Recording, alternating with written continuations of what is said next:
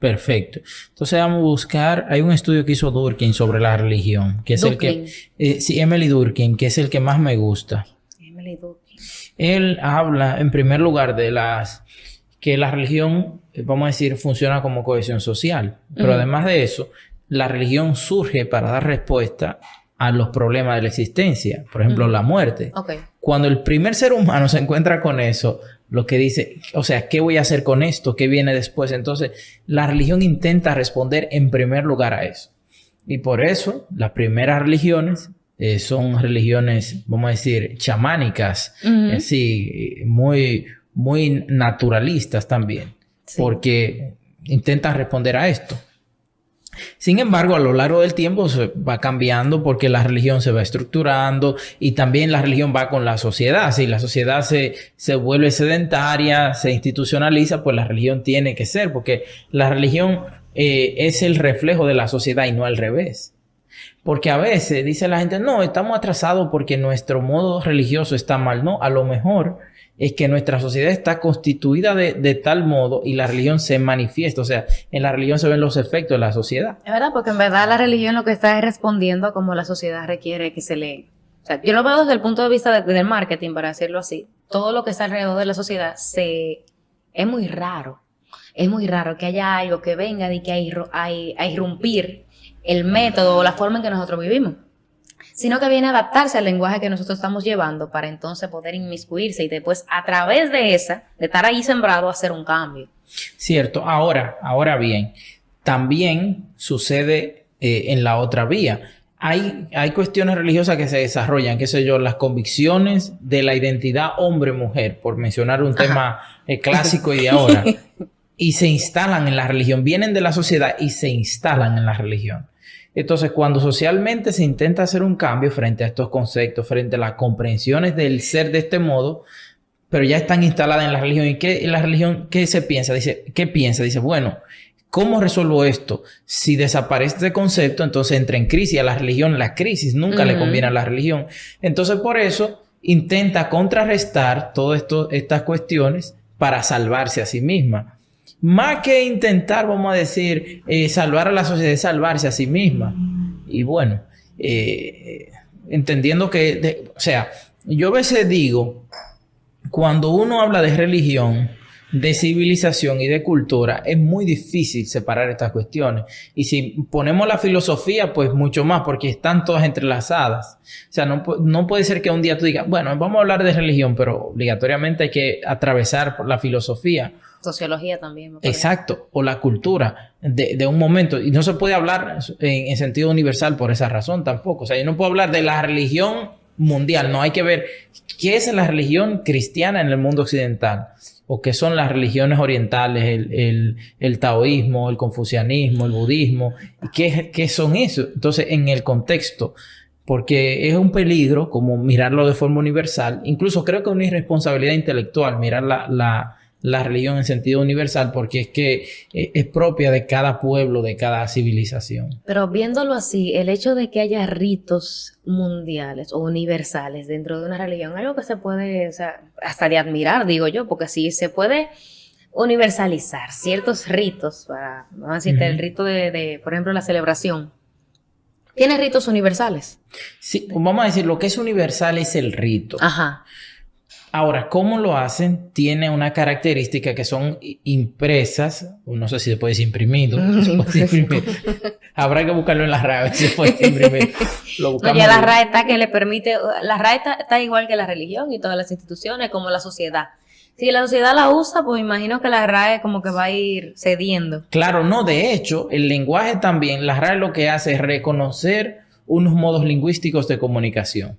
Pero ese no es el punto. Vamos a la religión. Lo universal es el rito. Okay. ¿Y qué es el rito? Bueno, en el cristianismo, manifestado en el catolicismo, pues tienen la misa, por ejemplo. Y quien coordina es el sacerdote, o los musulmanes el imán, o los judíos el rabino. Y tiene una serie de pasos, porque esa metodología como que le dice algo, les recuerda algo de su tradición, de su vida. Más que sea ¿cómo me explico? Más que intente responder lo actual, lo que intenta es recordar lo que tradicionalmente se ha hecho o por qué, cuál es el sentido de la religión. Y también ayuda a reservar el mensaje porque a través de los cambios, o con los cambios de la tecnología, los cambios de comportamiento en la sociedad, cuando uno empieza a adaptarse a los cambios, tiende a perder un poco la esencia del mensaje. Bueno, digo yo, vamos a decir que entra en crisis. Entra en crisis. Porque el cambio, aunque no, vamos a decir, el cambio no es bueno ni malo. Es necesario o no es necesario, dependiendo de las circunstancias. Por ejemplo, tú dirás, ¿conviene que hoy en día cambiemos tales o cuales cosas? No lo sé. Habrá que ver si conviene. Porque si lo moralizamos el cambio y le damos un matiz de negativo, pues obviamente no vamos a cambiar. O si le damos una positividad exagerada, pues obviamente vamos a estar cambiando y no vamos a llegar nunca a un tipo de estabilidad. Esa terminología de positivismo y negativismo o pesimismo, me gustaría puntualizar que hay muchas personas que no han entendido que es necesario que haya pesimismo. Tú vas a tumbar ese micrófono. Sí, iba, pero bueno.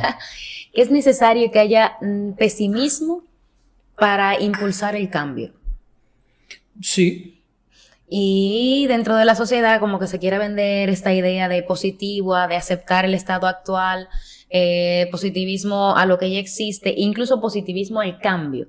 Pero yo entiendo que si no hay una actitud pesimista que mueva en sí, o sea, algo que vaya en contra de lo que hay, no hay un habrá. Sí, es cierto, pero el problema yo digo positividad y negatividad, porque hago un paréntesis.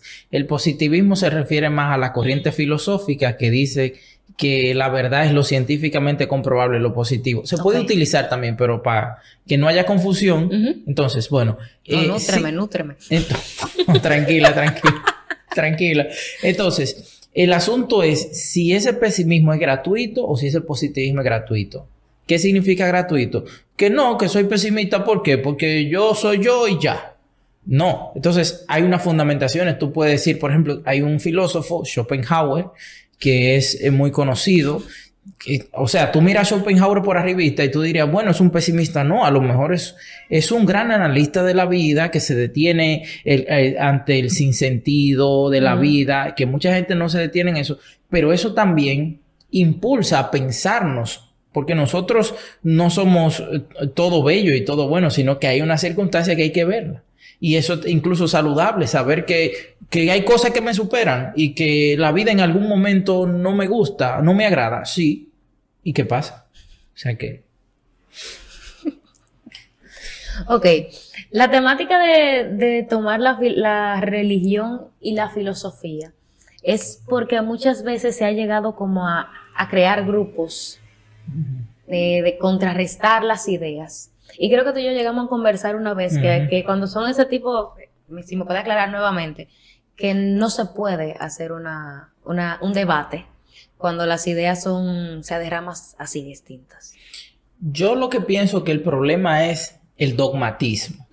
Porque todo se puede dialogar. El problema es que hay gente que quiere dialogar, pero no está dispuesta a que le digan lo que no quiere escuchar. A la parte del diálogo, a la otra. Claro, porque vamos a dialogar, pero el asunto en torno a los aspectos filosóficos o religiosos que al final se solapan en algún punto, sobre todo en la metafísica, lo importante es dialogar, compartir. ¿Qué piensas tú? ¿Qué creo yo? Que no estoy de acuerdo contigo. Bien, ¿y qué vamos a hacer con eso?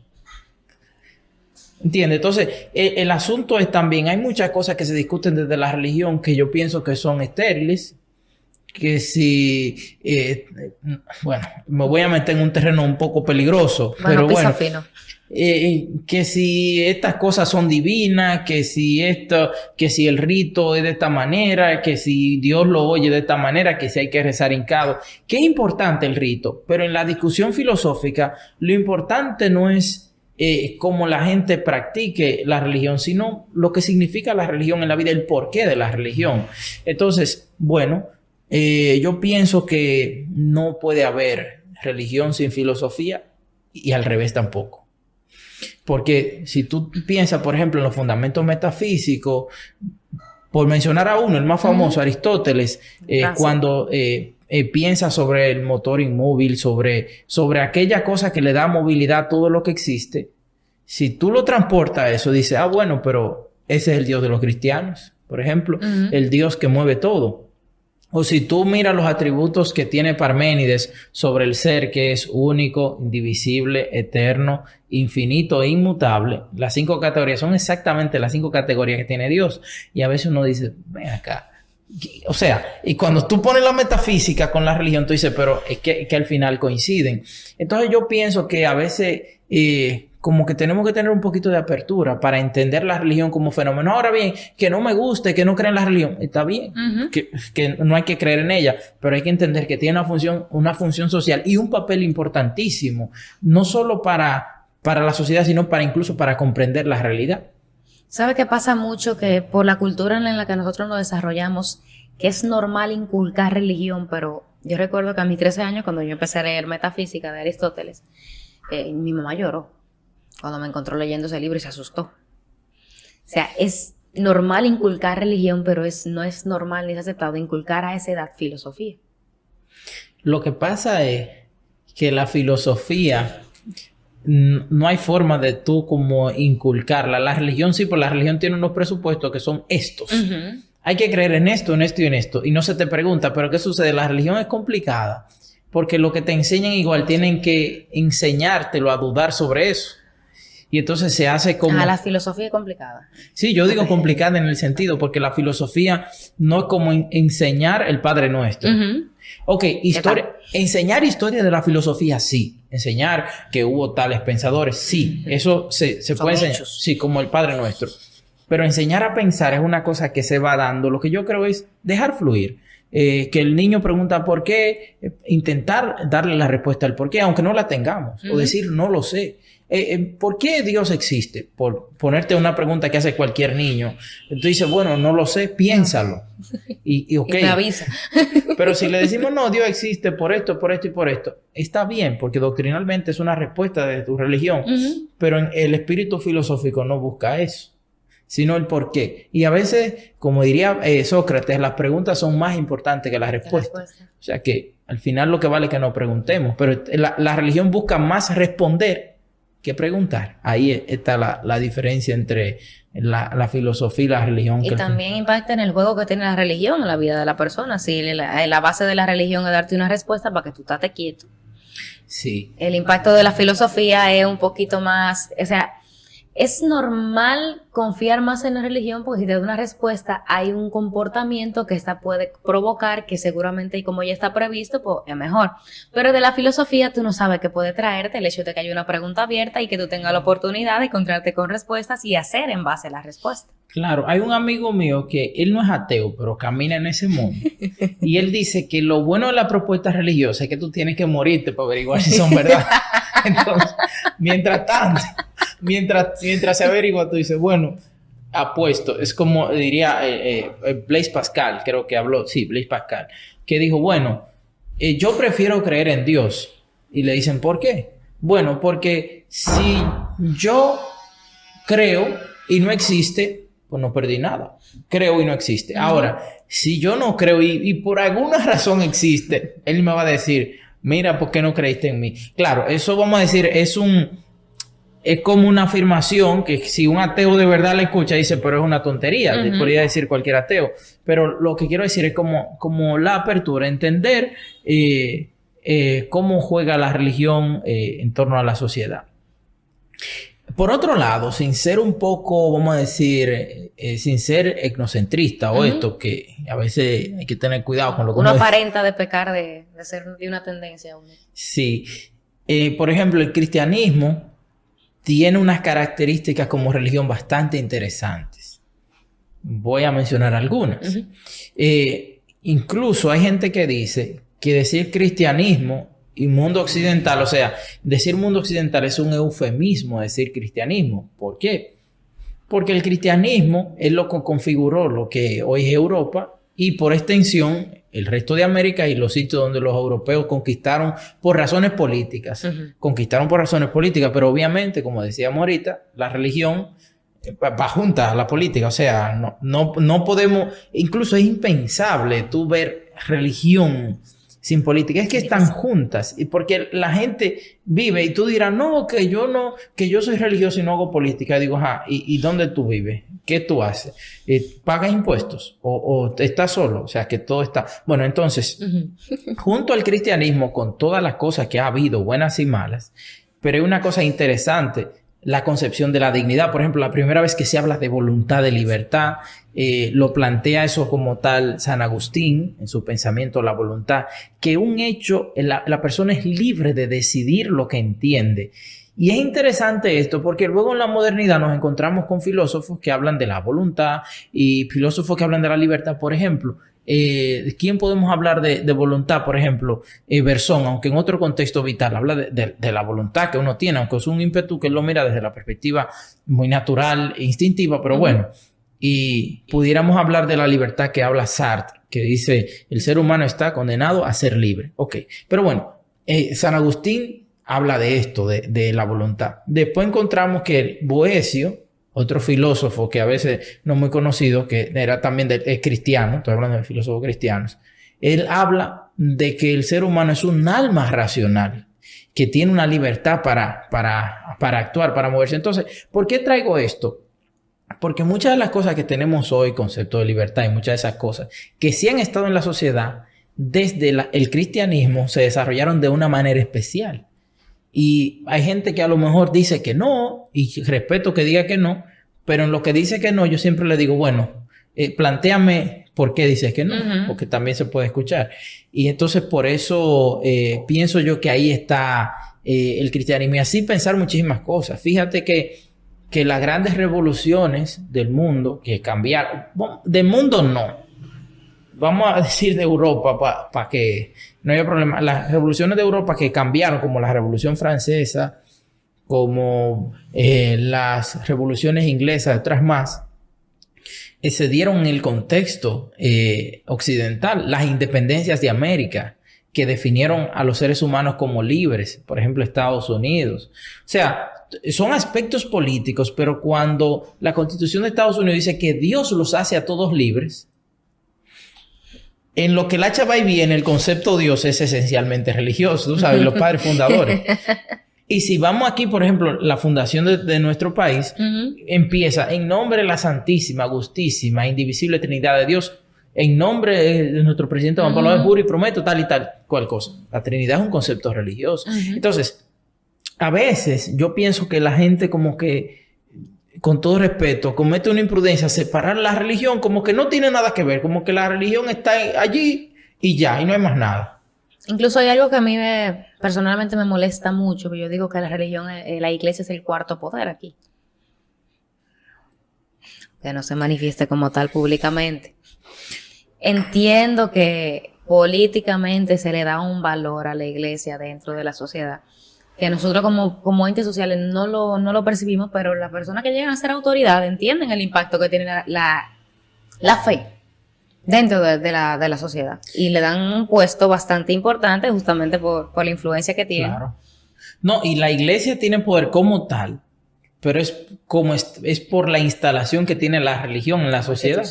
Porque puede pasar, y eso no, que el cristianismo pierda vigencia. Eso como pasaron con muchas religiones, puede perder vigencia y puede perder fuerza. Ahora, el concepto de religión como tal, en la medida que se organice de otra o cual manera, igualmente se va a instalar en la sociedad. El cristianismo, y vuelvo para atrás, es el resultado de Jesucristo. Sí, perfecto. Sí, estamos de acuerdo.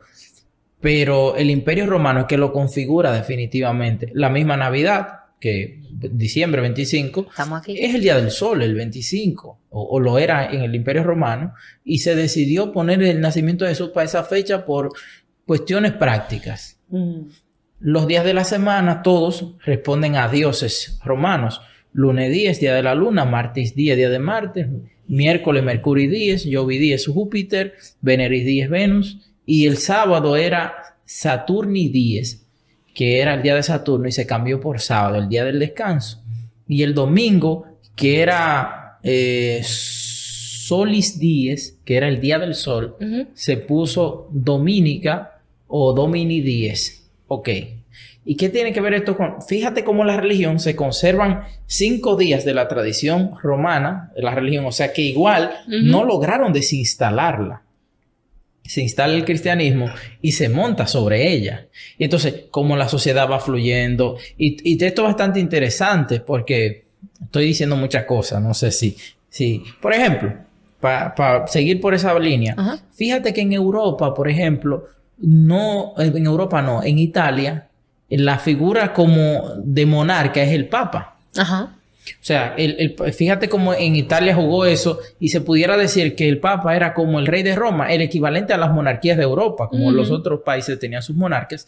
Y esto es porque hereda toda esta tradición que viene obviamente del Imperio Romano y todas las cosas que todo el mundo sabe, que cayó el imperio, etcétera, etcétera. Pero bien, el punto es cómo la religión juega en la sociedad en términos espirituales, el concepto religión espiritual, ¿verdad? Porque también tiene un aspecto material, porque la religión no se puede desconectar de la sociedad. O sea, sí que tú crees en Dios, sí, pero más que eso, hay una manifestación material en donde la gente converge, la gente se pone de acuerdo, tiene unas ideas que asume, que entiende que Dios es esta manera de esto, y eso se socializa, y eso produce una cohesión social, y la gente se pone de acuerdo en torno a eso. Fíjate que si hay un tema que llega a amenazar los principios religiosos, todos los que van por esa línea se juntan. Aunque sean, por ejemplo, todos los cristianos dominicanos en sentido general, hay muchas cosas que no comparten, pero que quieran promover ideas que vayan en contra del cristianismo, se van a juntar toditos en la idea común, ¿entiendes? Entonces ahí radica el papel de la religión como poder en términos, pienso yo, como estatales. Y o sea, eso, en cierto aspecto, eso es como una idea de cómo la religión tiene su impacto en la sociedad. Esto no estaba figurado, pero cómo la religión tendría su impacto en el individuo, ya fuera de la sociedad. Bueno, te voy a citar a Marx. Yo no soy materialista, porque a veces cuando uno cita a Marx, y hago la aclaración porque entiendo que es necesario. Entre tantas cosas que dice Marx, en una de sus frases, él dice que la religión es el opio de los pueblos. Y cuando él dice esto, y contextualizo para que los que nos ven o nos escuchan, es que la religión adormece el pensamiento de alguna gente que no tiene suficiente libertad para entender. Y esto es cuando se saca de la religión el pensamiento crítico, esa actividad filosófica que produce también la religión. Porque fíjate que muchos de los intelectuales, importantísimos, han hecho vida religiosa. Entonces, a lo mejor el problema no es la religión, sino cómo la religión se organiza en la sociedad. Bien, pero ¿cómo afecta al individuo? Mira, yo no lo sé, pero te puedo decir que puedo inferir que hay individuos que vamos a decir, por su bajo nivel de profundidad, por decirlo de una manera, o de estudio, lo que sea, se creen todas las cosas de la religión al pie de la letra y se olvidan de su responsabilidad social. Y yo pienso que es un impacto negativo porque hace que el individuo sea dogmático, hace que el individuo no vea más allá de sí. Que pasa también a nivel político con el partidismo. Exactamente. O sea, que no es algo propio de la religión, es propio del ser humano que no tiene una capacidad crítica en el pensamiento. Exacto. Incluso el dogmatismo es una visión filosófica. Que es el diablo. Sí, una visión filosófica que creo que no, ahora no me acuerdo, pero creo que entre Gorgias, el dogmatismo, punto. Esa visión filosófica y cuando tú ves, así se manifiestan los partidos políticos, pero no solo los partidos políticos, los grupos sociales. Todos los grupos sociales también. Por ejemplo, tú a alguna gente le discute algo y dicen, no, yo no estoy de acuerdo con eso. Y ya. Pero, que tú no puedes estar de acuerdo, pero tú no puedes negar que hay un hecho, que hay una realidad. Exactamente. Que tú puedes criticar la veracidad de eso, sí. Pero a lo que se averigua la veracidad, hay que dialogarlo eso. Una pregunta. Yo tiendo a tildarme, porque no conozco la corriente en sí de utilitarista, entre comillas. Últimamente he estado cuestionando mucho eso de tender a ser utilitarista porque me he dado cuenta que el pensamiento utilitarista me ha limitado a abrirme a otros conceptos. Tal vez no para aplicarlos en mi vida, pero sí para entender. O sea, que cuando yo acepto una corriente o una forma de pensamiento, aunque sea para mí, también tengo que tomar en cuenta que hay otras corrientes y otros pensamientos que son en base a lo que se mueve mucho en mi entorno. y que yo cerrarme al mío no me permite identificar identificar o entender cómo se mueve mi entorno. Ujú. El utilitarismo aplicado a la religión. Bueno, yo... Primero plantéame lo del utilitarismo, para que quede así como que para niños. El utilitarismo es Stuart Mill. Sí, Stuart Mill. Y no, vamos a revisar. Porque hay que confirmar siempre. Uno no es una enciclopedia humana. Y... No, yo ni sé cómo ahora yo tú te guardas los nombres. Bueno... Yo, personalmente, las ideas no tienen ni nombre ni apellido. Exactamente, John Stuart Mill. Exactamente, es el utilitarismo. En resumen, para no complicar mucho la cosa, lo bueno es lo útil. Ok. Es una corriente de tipo ética. ¿Dónde radica el problema? Que a veces lo útil está lejos de lo que es valioso. Bueno, vamos a explicar. Sí. Aquí mismo con esta taza que tenemos aquí. El café, en tanto que yo lo bebo para que me haga el efecto deseado o para que decore el espacio o para lo que sea, es útil. Y desde ese punto de vista es algo bueno. Sí. Porque resuelve una situación. Queríamos beber. Exactamente. Ahora, cuando yo miro ese café en torno a nuestra conversación, tiene algo más allá, que es lo valioso. Y esto no se puede como cuantificar, como detener, porque lo valioso, en términos utilitarios, no sirve para nada. Okay. Porque es algo que hay que vivirlo, ¿sabes? Entonces, ahí es donde a lo mejor está el problema del utilitarismo. ¿Es cierto? Entonces, que no está mal para trabajar con objetos. Por ejemplo, para tener ordenadores y celulares, el celular es bueno porque es útil. Y si hay cosas que no tiene, pues lo dejo.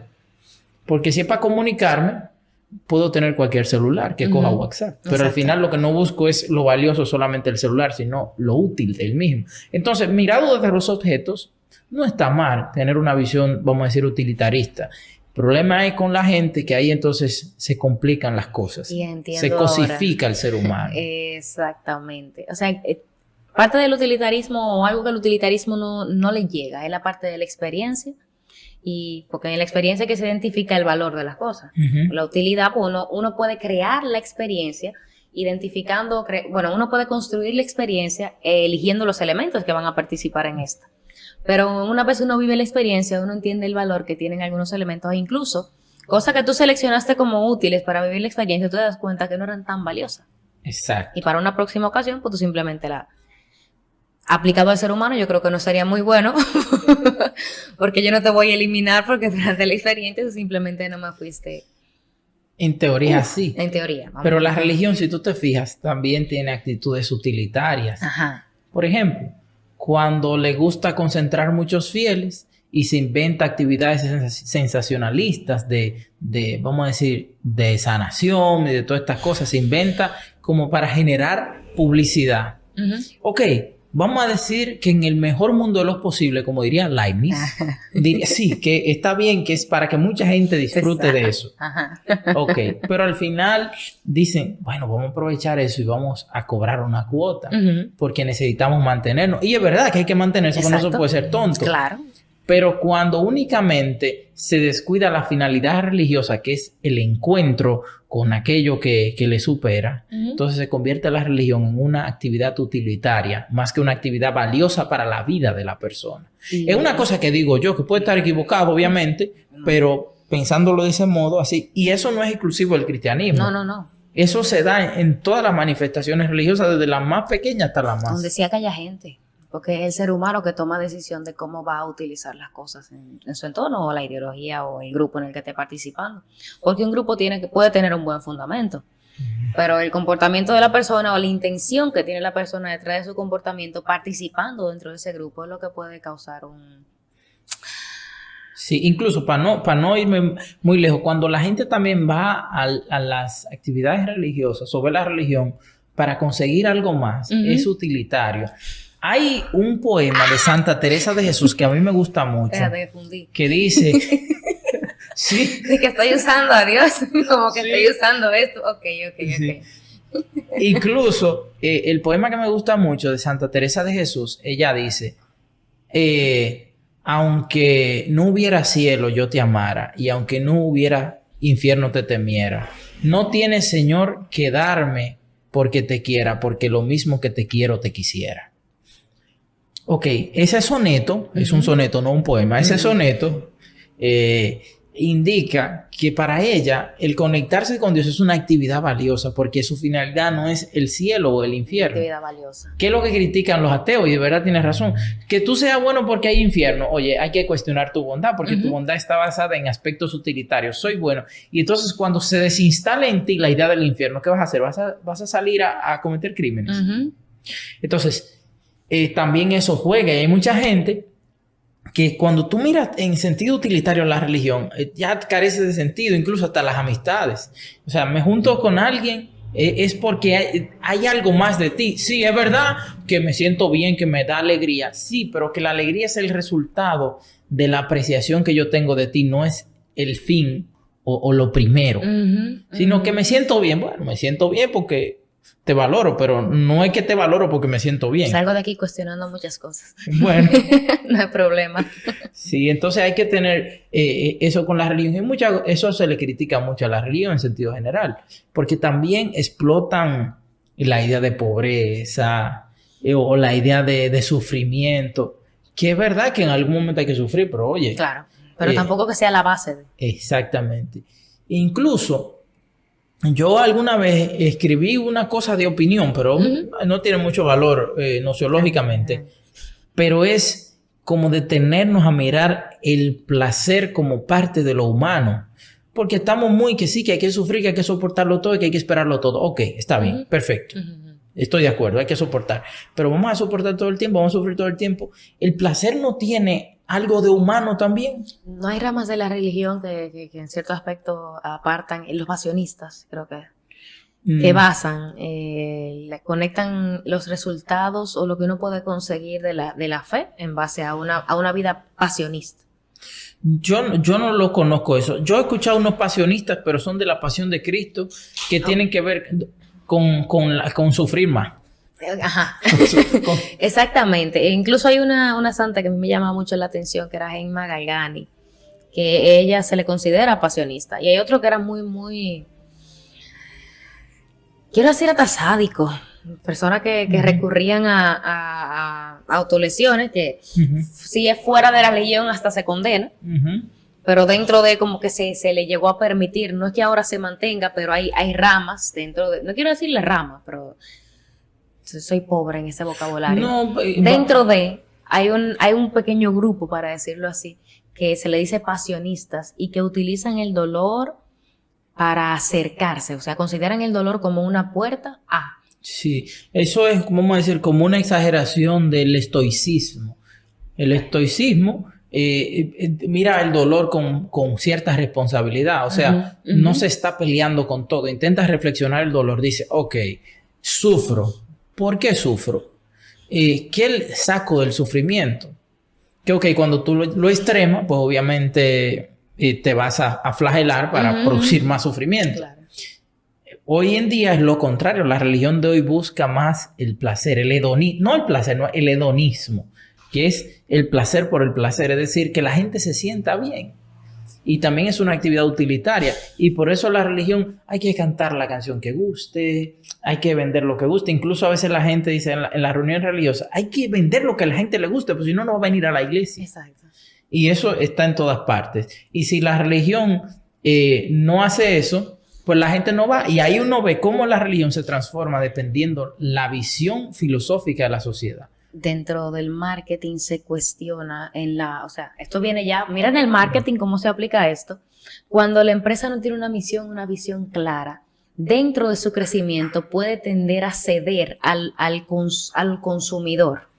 Hay empresas que sí, que dentro de su visión está moldearse según lo que el consumidor exige. Hay otras empresas que son las que más generan cambios, son las que se reconocen a largo plazo, que primero imponen su idea y no permiten que el consumidor los moldee, porque ellos tienen una visión clara y no van a permitir que el querer utilitarista de las masas afecte en la misión, o sea, la razón de ser. Eso es verdad en términos prácticos. Ahora bien, toda institución que no evoluciona desaparece. Y la evolución la establece la sociedad y sus cambios. ¿Por qué el cristianismo se ha mantenido tanto tiempo en la Porque historia? se ha moldeado a los cambios de la sociedad y al lenguaje de la sociedad, cosa que también se está cuestionando mucho, porque no sé si, bueno, tú llegaste a escuchar que estaba cuestionando que es necesario el radicalismo religioso. Hay partes de la religión, o parte de, bueno, vamos a decirle parte de la religión, que si no hay radicalismo que la sostenga, se va a desmoronar la base de ella. Exactamente, pero eso se da en todas partes. Así se han mantenido los principios del budismo, porque el budismo sí tiene unas bases, las que tiene, pero también está muy abierto al mundo. Y muy incluso, no me acuerdo yo, solo lo escuché yo en España, que hay como una congregación de monjes que son de distintas religiones. Tienen como más o menos una base budista, pero son ahí, confluyen católicos y no sé qué, donde quiera. Pero el punto es que, ok, la radicalidad es importante para mantener la esencia, pero en la práctica, para sobrevivir, se necesita ir con la sociedad. Por eso es que vuelvo y digo, la religión es el resultado de la sociedad y no al revés, porque si la religión se resiste a los cambios sociales, va a desaparecer. Tan sencillo como eso. Y si no desaparece es porque todavía la sociedad la necesita como tal. Vamos a decir, la religión X. X. Que no he querido mencionar ninguna para que no se sienta propaganda. Se llaman un pleito. Porque se sabe se que lo toman a pecho. Uno practica una, porque no va a decir uno practica un modo de religión, pero tampoco la finalidad es promover eso. El que quiera bien y el que no, pues nada. Amén. El punto de pensar, cuestionar más que otro. Ahora, la filosofía aplicada a la sociedad. O sea, ¿cómo influencia la filosofía en el ser social y luego en el ser como individuo? Bien, vamos, para no hablar como mucho, lo que yo creo, vamos a mirarle en primer lugar, vamos a dividir voy a dividir esa respuesta como en tres bloquecillos. Okay. Vamos a mirarla en la antigüedad clásica. Para quienes me escuchan, me voy a situar en el mundo occidental, porque ya sería demasiado ver más allá. Pero en el mundo occidental, vamos a dividir la primera en la antigüedad clásica y reciente. Vamos a mirarlo en la Edad Media y vamos a mirarla en la modernidad. Hablo de modernidad desde el siglo XV, es decir, vamos a poner desde la llegada de los españoles a América. Vamos a hablar de modernidad hasta hoy. Otros dirán otra cosa, contemporaneidad no. Pero vamos a hablar todo eso de modernidad. Bien, me explico. La filosofía, por ejemplo, vamos a hablar de Aristóteles. ¿Cómo influye, por ejemplo, en la antigüedad clásica, Grecia específicamente? Cuando Aristóteles define al hombre como animal político, y no político porque hace política, sino porque vive en una polis, y la polis es la ciudad. Ajá. Entonces es un ser que se organiza. Incluso Aristóteles dice que lo que diferencia en su libro Política a los hombres de las bestias es que los hombres se organizan. Y digo hombres porque, y vamos a decir no hombres, sino los hombres que son ciudadanos. Porque también en Grecia se hablaba de hombres ciudadanos, que eran los militares y el Senado, los hombres libres, que no eran ciudadanos, pero eran hombres. Estaban los libertos, que eran antiguos esclavos, y después de ellos estaban los esclavos y estaban las mujeres en una clasificación. Había mujeres libres y mujeres esclavas. Bien, pero los ciudadanos como tal se organizaban de un modo, y la visión filosófica, el concepto de humano, entonces le daba sentido a esa visión política. Por ejemplo, la democracia. A mí a veces gente me dice, a mí me gustaría la democracia griega. Yo le digo, sí, está bien, pero tú sabías que la democracia griega tenía esclavos para sostenerse. Entonces, si te gusta la democracia griega, bien, defiéndela, pero tenía esclavos, ¿sabes?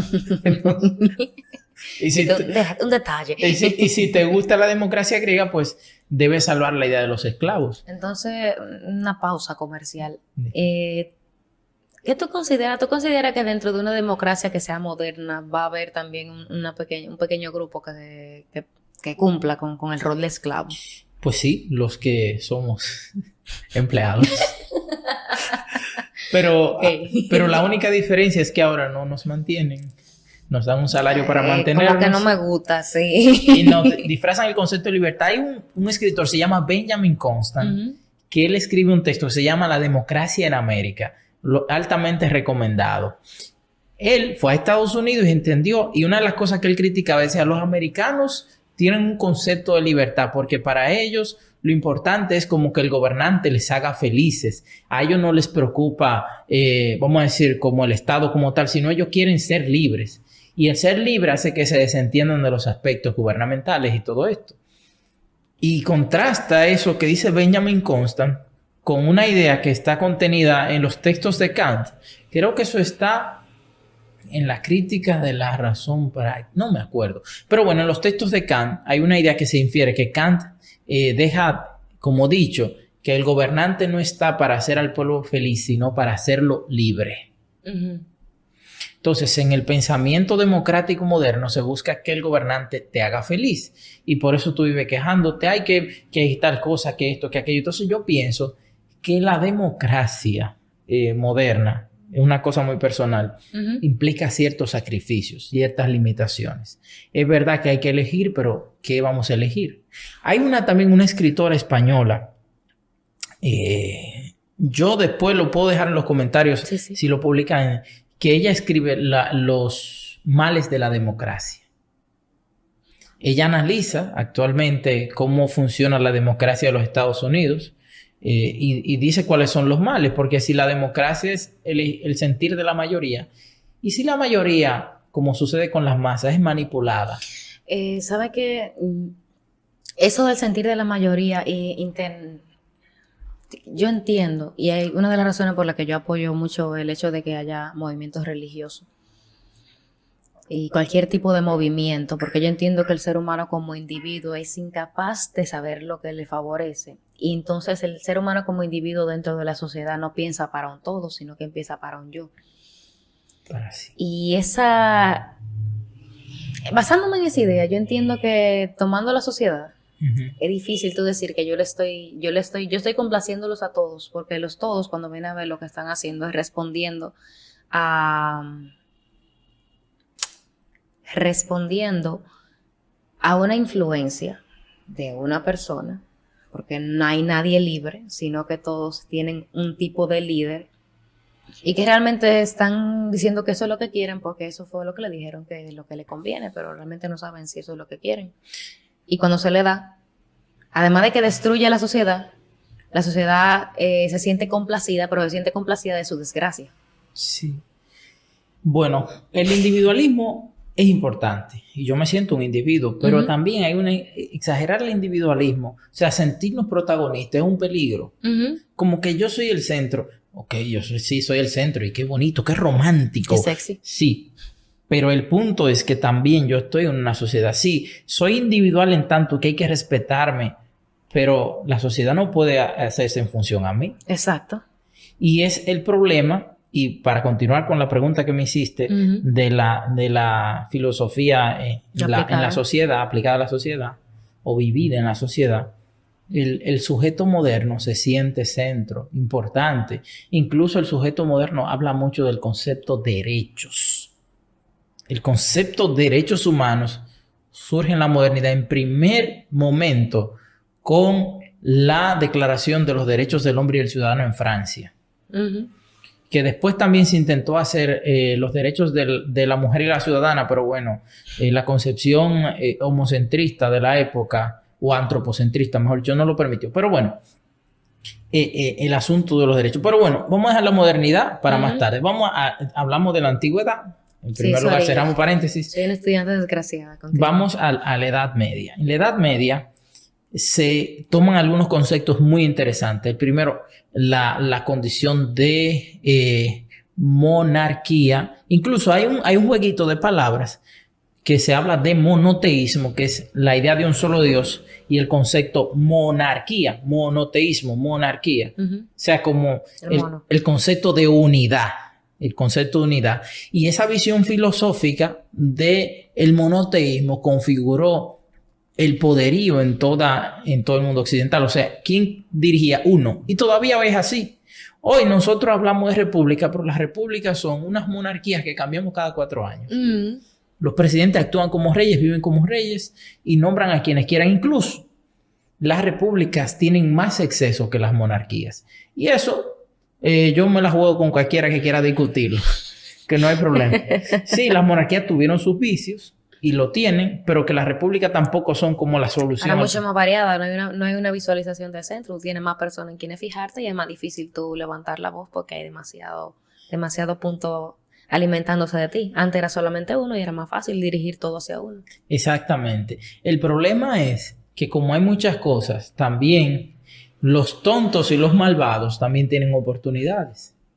Y eso es un guiño al texto que mencioné, que tengo que buscar la autora, que es una filósofa de España, que es lo malo de la democracia. Pero bueno, en la Edad Media se configura este modo muy teocrático, la figura de Dios. Dios es quien elige a quienes gobiernan. Y como los elige Dios y estamos ante una sociedad que cree en Dios, pues lo que Dios dice es absolutamente indiscutible. Palabra de Dios. Amén. Entonces, ahí, pero que todo eso está en el entramado filosófico, vamos a decir, tipo religioso. Incluso la filosofía de la Edad Media fue al servicio de la teología. Incluso hay una frase que los que bregan con latín a lo mejor le entiendan, que es filosofia ancilla theologiae, la filosofía servidora de la teología. En la Edad Media. En la Edad Media se entendía así, como tal, y de hecho es porque realmente se avanzó mucho en torno a la concepción de la figura de Dios y del ser humano.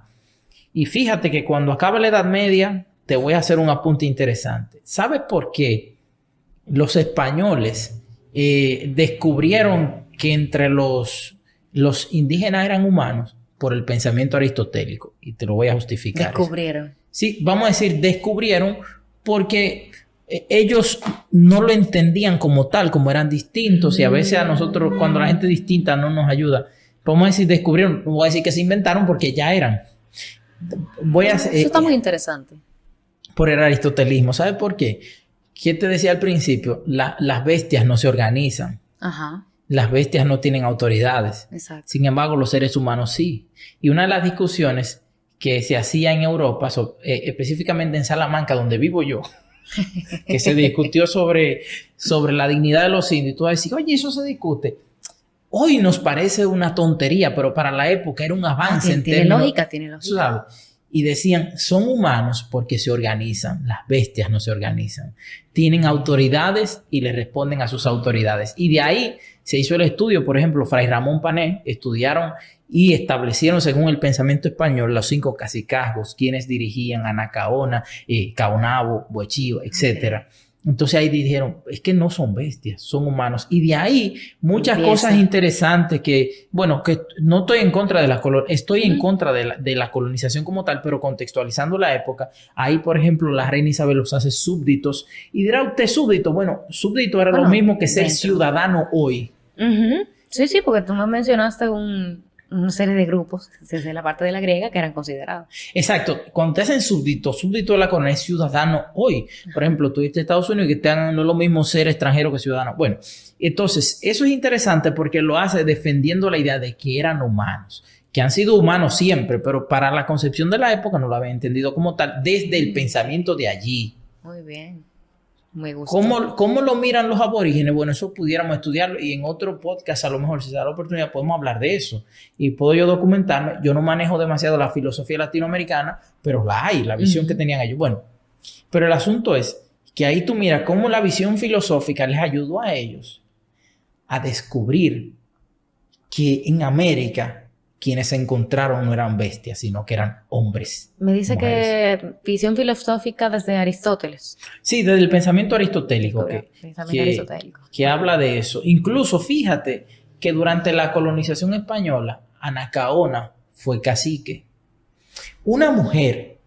Y hay gente que no le pone mucha atención a eso, pero eso tiene un significado trascendental. Que a lo mejor hablamos de la figura de la mujer hoy, pero ¿qué papel jugó Anacaona? Eso se puede estudiar. Y Anacaona era un personaje sumamente influyente. Y no nos hemos preguntado por qué en esa época los españoles dejaron que Anacaona dirigiera. A lo mejor habían reconocido una autoridad de liderazgo. Que en términos políticos al final se hiciera otra cosa. Bueno, eso es otro tema que los historiadores pueden mirar. Pero filosóficamente la pregunta de nosotros es el por qué. Bien.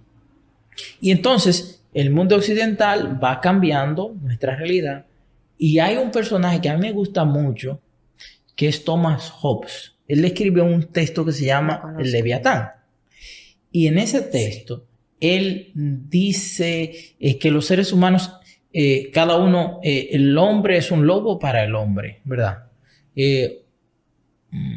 Bueno, no me acuerdo. No me acuerdo la frase en latín, de verdad le evoca, pero bueno, no tiene demasiada importancia. Pero bueno, él habla de que el hombre es un lobo para el hombre y por eso tiene que dejar que su poder descanse sobre uno. Fíjate cómo la idea de monarquía, de unidad, todavía se mantiene en la modernidad. ¿Y qué dice él? Que los seres humanos hacen un contrato. Dirá mucha gente que no, que Rousseau, que el contrato social, sí, está bien Rousseau, pero antes que Rousseau, fue Hobbes quien habló del contrato social, el gran contractualista, el que entiende que la sociedad funciona porque hacemos un contrato entre nos. Exacto. Que nos ponemos de acuerdo y la sociedad funciona. ¿Qué quiere decir esto? Esta visión de pensamiento, entonces empieza a configurar un mundo occidental distinto. Ojo, y abro paréntesis, mientras Europa estaba en esa ola, Asia estaba en su ola. Pero yo hablo del mundo occidental entendiendo por qué es lo que nos influye más a nosotros. Yo no conozco Asia, pero bueno, los que lo conocen entenderán un poco más que yo de eso. Pero bueno. Entonces, ahí esto de Hobbes, después vienen otros personajes importantísimos. Rousseau perfecciona el contrato social o da su idea. Incluso el mismo texto de Rousseau se llama el contrato social. Jean-Jacques Rousseau, Jean-Jacques Rousseau. En español. Sí. Entonces, es interesante eso. Y también mirar cómo su pensamiento como que configura este modo. Entonces, si tú quieres, me interrumpo, no es un monólogo. Parece un monólogo. No, porque está muy interesante. O sea, nunca había visto desde el punto de vista de que descubrieran a los indígenas como seres humanos. Realmente ahora para mí tiene mucha lógica. Y tú comentas acerca de los acuerdos. Ahorita caminando, yo entiendo que muchas buenas ideas llegan en la caminada. No sé por qué me cruzó por la mente el hecho de que vivimos en una sociedad que simplemente es un acuerdo entre los individuos. Pero yo creo que hay muchos acuerdos que fueron pactados de forma inconsciente y que nosotros ahora conscientemente los estamos rechazando. O hay grupos que de forma consciente los rechazan. Realmente los acuerdos se dan de forma inconsciente. Sí. Y voy aquí a irme a filosofía moderna de Ortega y Gasset. El ser humano no solo está, sino que bien está. Porque si estamos en la condición reducidos a los animales y los animales se pelean entre ellos. Se pelean y se matan. Fin. Ya, ¿por qué? No se organizan.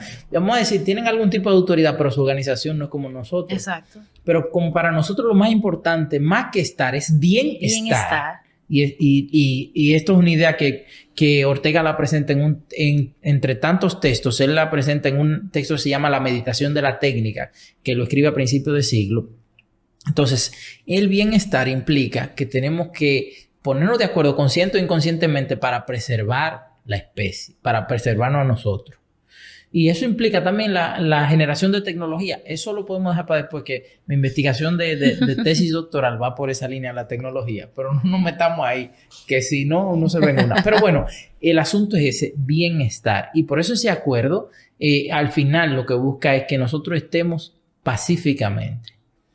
Entonces, ¿tú crees que a fin de cuentas el rol de la filosofía y el rol de la religión y todos los elementos que hay son el rol que tengan esos elementos en nuestra vida terminan siendo un acuerdo inconsciente, nosotros no queramos, simplemente para nosotros como individuo bienestar y también como sociedad bienestar? O sea que a fin de cuentas nosotros como sociedad puede que lleguemos a tomar decisiones sobre el individuo.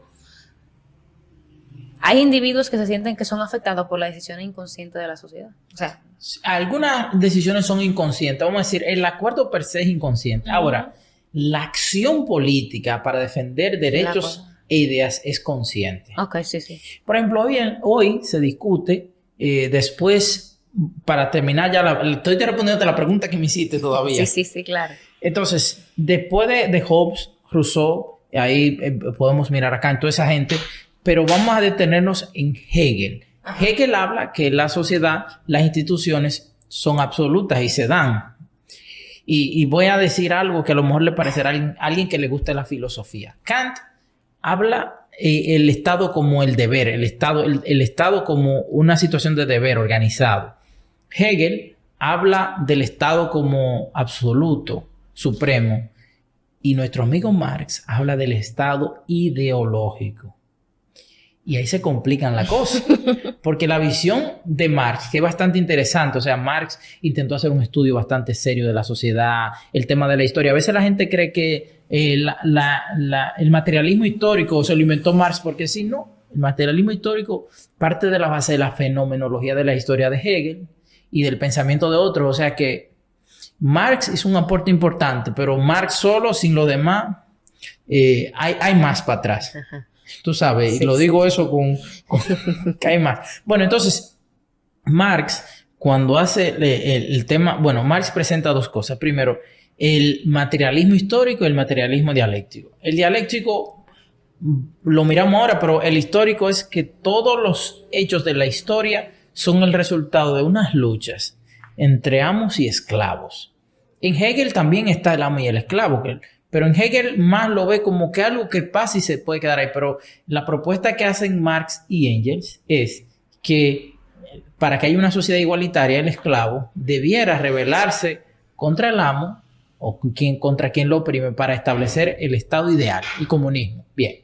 Pero bueno, esas ideas hoy todavía se discuten. Hay autores como Antonio Gramsci que habla de que es el marxismo cultural. Incluso Gramsci habla de subvertir la cultura. O sea, él ni siquiera se mete tanto en la religión, sino subvertir la cultura, alterar la cultura para cambiar, porque él entendió que la cultura, la religión está todo entrelazado. Entonces, para poder cambiar el modo de vida, entonces ahí está. Y hoy tú has escuchado mucho a lo mejor la frase batalla cultural entre los liberalistas, los que les gusta el liberalismo, los que les gusta el que marxismo. Se lo toman ya como deporte, por cierto. ¿Tú entiendes? Entonces, ¿qué te quiero decir? Y aquí acabo la respuesta a esa pregunta. La filosofía determina el modo de ser de los estados. Fíjate que para esta época ganó, no sé cuándo vas a publicar el podcast, pero bueno, Boric ganó en Chile de una tendencia izquierdista. Ya hay una visión con la que Chile se va a ver. Que nos guste o no, bien, pero el asunto ya no es que nos guste o no, es que hay un por qué eso sucedió. ¿Qué es lo que me interesa a mí como filósofo? Ya como otra gente dirá como historiador, si es bueno o es malo en términos éticos, no lo sé, no, pero el por qué pasó. Y así eso configura una región y tú analizas la visión filosófica de los estados y entonces incluso eso está relacionado con la productividad, con el modo de la gente verse, con la libertad. Que independientemente que nos gusten muchas cosas en lo ideal, pero a veces lo ideal no es tan aplicable en la realidad. Lo ideal sí está muy bonito para los libros. Está muy sexy. Exacto, en todas las cosas. Pero a veces a lo mejor la realidad necesita unos matices. Y a los dogmáticos les molestan los matices. Porque si tú le dices una cosa, si tú le dices, bueno, la izquierda a veces es muy extrema, dice, no, tú lo que eres un derechista, supremacista. Pero cuando te encuentras con la derecha, dice, pienso que hay cosas de esas que cosifican mucho a la gente. No, usted lo que es un comunista. Entonces, la sociedad necesita, y ahí yo creo, en ese pacto filosófico, y ese debe ser consciente para poder llegar a una sociedad, al mejor mundo de los posibles. ¿Tú crees que a nivel social es posible que eso se llegue? A que las personas dejen vamos a decirlo, el partidismo o el dogmatismo y lleguen a un acuerdo, no quiero decirlo, pero un acuerdo utilitarista. Bueno, yo no sé si es posible, pero vale la pena intentarlo. Vale la pena intentarlo. Es el sueño quizá de algunos pensadores, algunos políticos, dialogar. Y por eso ahí yo le doy un punto a la República. En eso, por eso el cambio. Hay ideas que de izquierda están muy bien para establecer y hay ideas de derecha que están muy bien en términos de productividad y todo eso. Entonces el asunto es intentar ver la realidad como integral o ecléptica, como dirían algunos. O sea, juntar elementos. Eso aplicado a la filosofía, a la política, pero la religión se atreverá.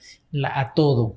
Hay gente que le da miedo, pero hay que ser capaz de dialogar con otras visiones religiosas. Incluso en el catolicismo, en la religión cristiana, desde el catolicismo, hay una cosa que se llama ecumenismo. Me parece una cosa genial. Tengo pendiente un invitado de esa... Exacto. Bueno, pues no voy a abundar sobre eso, pero el asunto es cómo se dialoga en torno a eso. Que hay radicales en el catolicismo y no están de acuerdo con eso.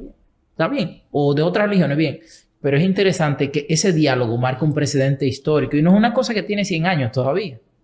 O sea que vamos a ver qué pasa en los próximos 1000 años. Vamos a ver qué pasa. Vamos a ver qué pasa, pero se nota una gran diferencia. Sí, exacto. Bueno. Realmente yo creo que, sí. que se dio mucha data. Sí, así es. ¿Sabe que me gustaría mucho que el tema de la religión y la filosofía no sea algo como que la gente se sienta como que clasista por el simple hecho de ser capaz de tratarlo o por el simple hecho de atreverse a escudriñar en eso? Porque también ocurre lo mismo. Inmediatamente tú empiezas a pertenecer, a adquirir conocimiento de una área o a perseguirlos. Dentro del individuo quiere como que elevarse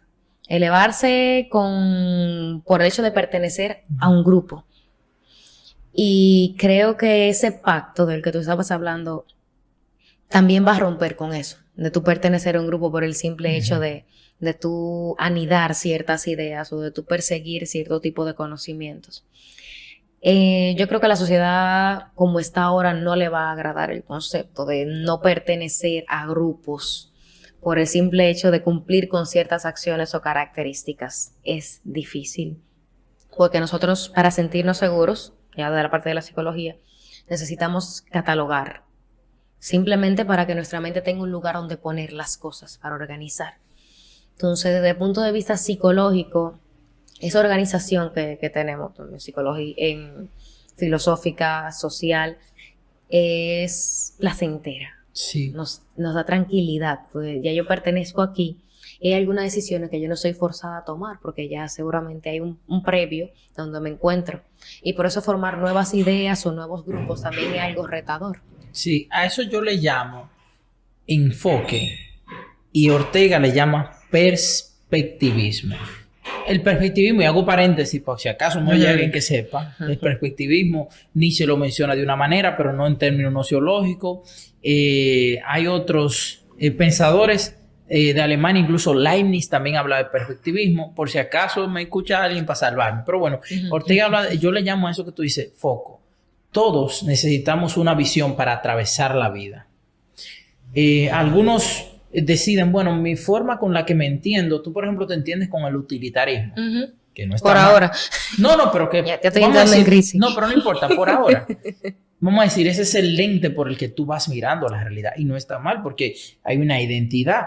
El asunto es que necesito lente porque yo soy ciega. Bueno, exacto. Cada visión de la realidad, si tú la miras, tiene cosas buenas que aportar. Ahora, ella no se agota a sí misma y por eso vamos y miramos otra. Entonces, vamos a decir, es como la perspectiva, como el lente. ¿Y por qué digo perspectiva y no digo mi verdad?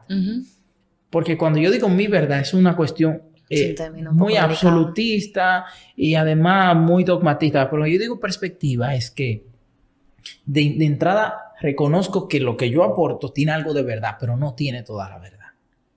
Igual, por ejemplo, esto es una taza y vuelvo con el tema de la taza. La necesitamos, pero resulta que yo veo el asa del lado derecho y tú la ves del lado izquierdo. ¿Significa que el asa está del lado derecho o del lado izquierdo? No.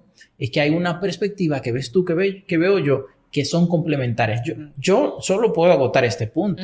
A lo mejor alguien agota aquella visión. No deja de haber una verdad que es una taza. Una realidad que es la taza está. Ahora, el modo de abordarla es el modo como el que yo decido. Digo, bueno, decido mirar mi vida desde la religión. Pues dejo que la religión me atraviese con seriedad.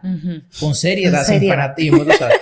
Y miro, interpreto la realidad. Y yo voy a dar mi aporte en el espacio. Y otro también. Entonces, ¿estás de acuerdo dialogar con el otro? Porque aunque nos parezcan la idea de los otros descabelladas o tontas, cuando uno le pone la cabeza, uno dice, pero mira, es interesante. Mira cómo esa persona asume su vida de una forma tan responsable y ética, tanto como yo, y nuestra perspectiva es distinta, por ejemplo. ¿El fanatismo no sería algo serio? El fanatismo. Hay gente que se toma el fanatismo en serio. es que el que se toma el fanatismo en serio termina dejando de ser fanático. Porque si te lo tomas en serio, lo profundices, estudia el fanatismo y a lo mejor tú dices, oye, pero a lo mejor no conviene esto. Entonces es así. Que cada uno entienda la religión como quiera, que entienda la filosofía como quiera, pero hay que saber, si yo asumo, por ejemplo, que voy a ser vitalista, saber que la filosofía no se agota en el vitalismo. Yo me considero racio-vitalista. Es una visión filosófica que propuso Ortega y que yo quisiera profundizarla, conocerla. Bueno, la conozco un poco, pero profundizarla. Pero yo tengo que saber que la vida no se agota ahí. Hay algo antes y puede haber algo después que se va nutriendo. Así también los que se consideren marxistas, que está muy de moda, sí, pero hay algo antes de Marx y después de Marx que es bueno. O los que se consideran existencialistas, o incluso los que se consideran relativistas, incluso los dogmatistas, los realistas, los aristotélicos, o lo que sea, los utilitaristas o los pragmatistas. Ok, ¿quieres entender la vida así? Pero date cuenta que hay algo más después y antes. Y entonces eso ayuda a que el conocimiento sea un poquito más amplio y nos saca de la trampa del fanatismo, porque todos podemos caer en esa trampa, ¿eh? Sí. Yo estoy dibujando en mi cabeza la probabilidad de que un grupo sea, o sea, un grupo, todas las ramas que tú mencionas, todas las ideologías que tú mencionas como grupos, y que colándose dentro de la evolución del tiempo empiece a ser una espiral, y que esa espiral se vaya mezclando con los demás grupos que empezaron como punto, y entonces ahí pueda llegar al punto de crear un pacto entre ellos. No significa que que cuando se unan vaya a ser un punto nuevo, sino que simplemente van a seguir fluyendo con espacios que sea un pacto con el otro grupo, pero no van a dejar de ser. Lo que tú dices me suena a dos pensadores. Hegel, yo tengo idea, pero no sé dónde carajo viene. Hegel, que habla de la dialéctica. Obviamente la dialéctica no es tesis, antítesis, síntesis, pero una forma de pensar. Es una espiral. La historia se va como juntándose distintas ideas que van dando una nueva idea, una nueva forma, y se va desarrollando siempre es la espiral, y siempre hay algo nuevo. Lo que me suena un poco a Nietzsche, que Nietzsche dice que sí hay pero que es un eterno retorno, que volvemos siempre a lo mismo. Estamos en este punto y volvemos a este punto. Que no lo sacó Nietzsche de sí mismo, solo sacó de Heráclito, de la antigüedad, pero bueno. Pero el asunto es, y tampoco la dialéctica de Hegel es de Hegel, eso se lo inventó Platón. Ok. Pero es interesante porque eso que tú piensas es una visión, él lo ve eso en la fenomenología de la historia. Eso es interesante porque también nos ayuda a entender que la sociedad va en total construcción, desarrollo. Hoy estamos en este punto, pero a lo mejor no sabemos en qué van a estar en 1000 años, en 100 años, en 50 años. El asunto es que nos cojamos con seriedad las cosas, que dejemos de creernos que somos protagonistas y que la sociedad tiene que vivir en función mía y que no. Es una cosa seria. O sea, claro, yo no voy a dejar que se anule mi individualidad, pero saber que al frente mío hay una persona que igual tiene un valor igual al mío, y entonces por eso es importante escucharle. Y no escucharle por escuchar, sino escucharle intentando comprender qué me dice, traducir lo que me dice. Hay un detalle, yo plasmando la idea, y es que obligatoriamente los grupos tienen que estar en formato en circular, o sea, los puntos tienen que estar en círculo para que converjan, no al final, sino para que puedan converger todos en algún punto. O sea que aún así, si lo pongo así en línea recta para iniciar, no me chocan. No. Y si me chocan, me van a chocar en una sola línea. Yo tendría que completar la idea, pero si lo ponemos en círculo, tiene que haber algo central en todos ellos. Exactamente. ¿Eso qué sería? ¿O qué tú crees que sería? Porque estamos plasmando una idea. Yo creo que el centro, vamos a decir, el principio en el que convergemos todos es la verdad. Y la verdad, cada uno lo aborda y la comprende de un modo. No es que cada uno tenga una verdad diferente, cuidado. Un abordaje distinto. Tiene un abordaje, una perspectiva distinta. Pero es la verdad. Es la taza. Ahora, ¿qué es la verdad? La estamos buscando. Pero el concepto de verdad sí lo tenemos todos similares, sí. ¿O hay alguna variación en...? Puede que haya. Hay mucha ideología que tú tal vez no has conocido y yo conozco muy pocas. En el estado ideológico de Marx, la verdad se construye. Okay. Y cuando hablamos de la verdad se construye, que se pueden cambiar muchas cosas. Está bien complejo. Ahora, en el pensamiento de Hegel, la verdad es un hecho absoluto, o en el pensamiento de Aristóteles es un hecho y hay que buscarla. Yo creo en eso, yo creo que la verdad tenemos que descubrirla. ¿Tú crees que la verdad podría ser sustituida por bienestar? O sea, claro, esto es un concepto propio, yo puedo jugar con eso como me plazca, pero después estudiando en el paso del tiempo, tal vez 15, 20 años, verdad y bienestar puedan ser un juego. Porque a fin de cuentas no es la verdad un sinónimo de bienestar para muchas de esas ideologías. Mira que no lo he pensado, pero puede ser que sí, en tanto que el bienestar está relacionado con la verdad. Y la verdad es lo bueno. Vamos a buscar, a ver, Vamos a darle a la verdad una categoría de bondad. Vamos a darle el chance. Aunque hay verdades que no persiguen el bien. Incluso, bueno, es que ahí no podríamos meter, por ejemplo, la razón instrumental de Horkheimer o la, vamos a decir... Tú me vas a fundir a la gente. La banalidad del mal de Hannah Arendt, que puede ser interesante eso. Pero nada, eso lo menciono y quien quiera, ahí el texto se llama La banalidad del mal, exactamente. Vamos a poner todo, ya como esto va a salir dentro de un tiempo, se van a poner todo lo que se haya mencionado, tú lo vas a escuchar, sí. Los links y eso también, sí. Y luego voy a poner los dibujitos de lo que estamos viendo. No, sí, o sea que sí. Claro, y si hay, vamos a decir, algún error, alguna fe de rata y alguien lo comenta, pues también lo asumimos con responsabilidad. Esto es libre, esto es una conversación. Exacto, y si hay que hacerlo en los comentarios lo apuntamos. O sea que también invito, y esto que sirva de propaganda, además de escuchar el podcast, obviamente, es que la gente también se exprese porque predicamos con el ejemplo, decimos algo aquí, pero tú tienes una visión que tú la puedes proponer. No es que vamos a aceptar la tuya o tú vas a aceptar la mía, vamos a dialogarla. Exacto. Y vamos a ver en dónde confluimos, Exacto. en qué punto coincidimos y vamos a trabajar eso. Hay cosas en las que no coincidimos y a lo mejor lo que no coincidimos son esterilidades. No tiene... En la esencia coincidimos mucho. Por ejemplo, ¿qué buscamos la verdad? ¿Qué buscamos? Estar bien. No solo estar, sino estar bien o bienestar. Entonces sí, pero bueno, tomarnos las cosas con seriedad y con todo el respeto que se merecen los que no están de acuerdo con la religión, que tienen sus razones y la han fundamentado muy bien, pensadores, pero la religión es importante para los pueblos. Yo sí pienso lo mismo. No me gusta, pero es importante. La filosofía es la que configura a las naciones y por eso a veces le da tanto miedo a los gobernantes de todo tipo que la gente haga filosofía. ¿Sabes por qué?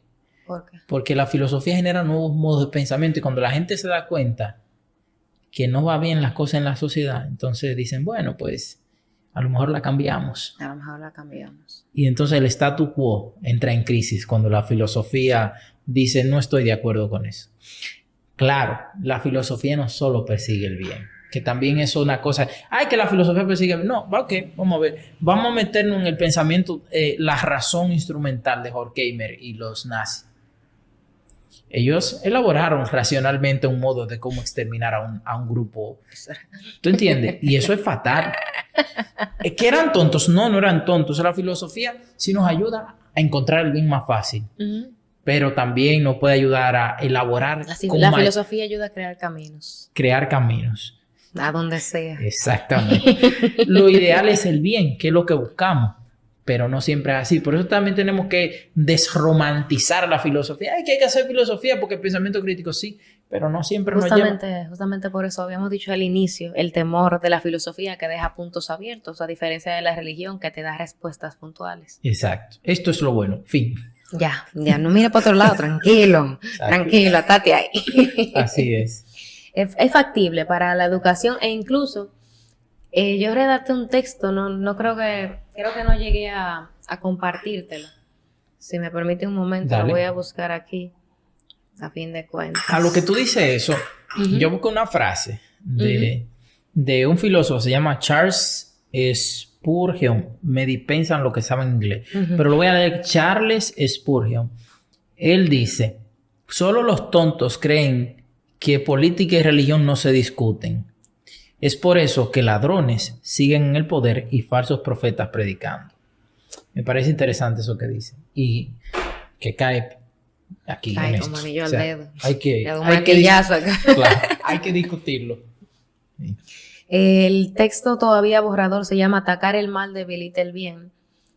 Utilicé el concepto de mal y bien de una forma subjetiva, ya que las personas tienen un concepto de mal y bien que me permite abordar el tema sin yo tener que dar explicaciones de otros conceptos para poder hacer la analogía correctamente. Aquí yo decía que educar en el rechazo, aunque sea hacia sentimientos o actos que hagan daño y sean aparentemente inútiles, no es la forma en que se siembra el bien, porque dedicar fuerzas a rechazar el mal es gastar energía que se podría utilizar para aplicar el bien. Es como alejarse del objetivo para atacar al enemigo. Eso me hace sonido con la ontología del bien de San Agustín. Él dice que el mal no existe. Lógicamente estamos en el plano metafísico. Porque el mal no existe porque es la ausencia del bien.